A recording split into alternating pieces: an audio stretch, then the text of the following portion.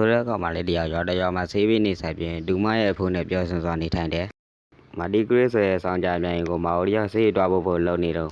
မာအိုအခုတလော့မိန်းကလေးတယောက်ဖမ်းနေတယ်။တေချာကယူဆိုင်တော့လို့ဒူအဖိုးကမှားနေတယ်။ဆောင်းကြမြိုင်ကနတန်မလီပါရနဲ့တွေ့ရဖို့ကာလာတာတိုက်ရှိတဲ့မြရွှေတွေကိုပုံအောနေကြိုးစားနေပါတယ်။ပါရင်ကတော့မာအိုလေးကိုတော်လေးခင်ရှာပါတယ်။ဆောင်းကြမြိုင်ပိုင်ရင်ဖွာကြီးကတော့မာအိုညီငါးစီမှာညင်တဲ့တမီဖြစ်လုံးဝလာလို့စလိုက်တာမာအိုထွက်ပြေးသွားရှာတယ်။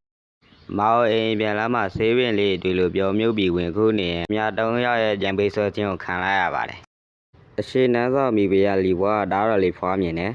။မာအိုတယောက်ဓမြတန်ရောက်ကရောင်စားရခံလာလို့နန်းထဲမှာအစင်းနှိတ်ကိုလှုပ်တော်ဖြစ်လောက်ကန်နေရရှာတယ်။လူလောရတဲ့အလောက်ကနန်းတင်မူဖွားဆောင်မှာဖြစ်ပြီးအဲ့ဒီနေရာကိုဘရင်တော်ဝင်မျိုးနွယ်ကုန်းကုန်းနေရလွယ်ပြီးကျန်တဲ့ယောက်ျားလေးဝင်ခွင့်မရှိပါဘူး။အစင်းနှိတ်ကိုလှုပ်တော့တနည်းအားဖြင့်ထစ်တိန်လောရတဲ့အမျိုးသမီးများဆိုတော့စာမဖတ်တတ်ကြပါဘူး။မာအိုကတော့စာပေပညာအပြင်ဆေးပညာပါအပြင်ပေါ်ရတဲ့တက်မြောက်ခဲ့သူပဲဖြစ်ပါတယ်။ဒီနေ့မှာမာအိုတငယ်ချင်းတယောက်ကအနောက်နန်းဆောင်မှာရန်လှတဲ့ကုန်းကုန်းတယောက်ရှိရလို့လာပြောနေပါတယ်။အရှိနန်းဆောင်ရောအနောက်နန်းဆောင်မှာပါနန်းငွေဆက်ခံမဲ့မင်းသားလေးနဲ့မင်းသမီးလေးတို့ဖျားနေကြရှာတယ်။အနောက်နန်းဆောင်မိဖုရားကကိုကုယူပါတမီးတော်လေးဖွားမြင်ထားပါတယ်။မာအိုတငယ်ချင်းကတော့ကလေးနှစ်ယောက်ဖျားတာဟာကျင်းစာတည့်နေလို့ပြောနေပါတယ်။ဘာလို့ဆိုဘရင်ကြီးရဲ့ရင်ကလေးတောင်းရောက်ဟာလည်းဖျားနာပြီးတော့ဆုံးသွားကြလို့ဖြစ်ပါတယ်။လက်ရှိမှာမိဖုရားကြီးလီဝါဒါတော့လေးဖွားမြင်ထားတာကြောင့်မိခင်ကောင်းဖြစ်နိုင်တယ်လို့ပြောနေကြပါပါတယ်။ဒါပေမဲ့မင်းသားလေးနဲ့မင်းသမီးလေးကခေါင်းကိုက်ဝမ်းကိုက်ပြီးနေမကောင်းဖြစ်နေရှာတယ်။သမားတော်တွေကလည်းနေရောညပါစောင့်ကြည့်ပြီးနေရရှာတယ်။နေမကောင်းတာ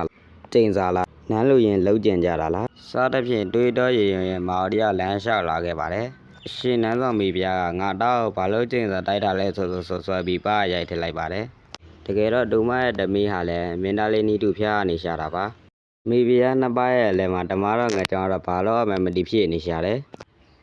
ဘာလို့ကစာလေးရေးပြီးကူညီဖို့ကြိုးစားရမယ်ရှင်နန်းဆောင်မင်းသမီးကအဲ့ဒါကိုတတိမထားမိပါဘူးမကြခင်မှာပဲဒါတော့လေးဟာတနာစရာကောင်းတော့ဆုံးသွားတော့ရှာတယ်ဒါပေမဲ့မာအိုလေးရေးထားတဲ့ပန်းနဲ့စာကိုအမှတ်မထင်တွေ့ခဲ့ပြီးအဲစာလေးကြောင့်တမီးတော်လေးဟာပြန်လဲကျမ်းမာရှင်တန်နိုင်ခဲ့ပြီးအနောက်နန်းဆောင်မိဖုရားကြီးကိုကူယူရတော့အဲစာပန်းရှင်ကိုလိုက်ရှာနေတယ်